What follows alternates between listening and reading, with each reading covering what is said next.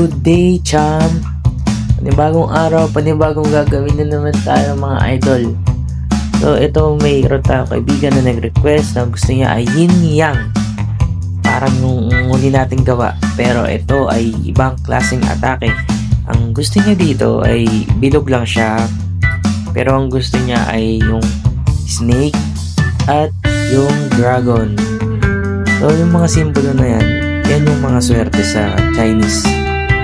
Yung mga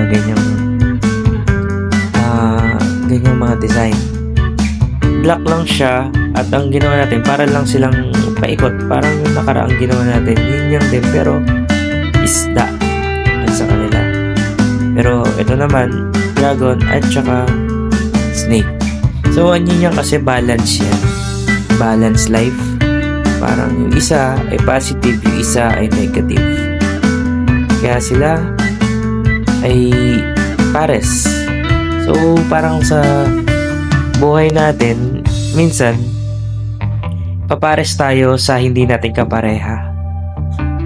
Yun ang madalas kong napapansin. So, after ilang minuto, ito yung nagawa natin yin-yang, snake, dragon. Ilang salamat.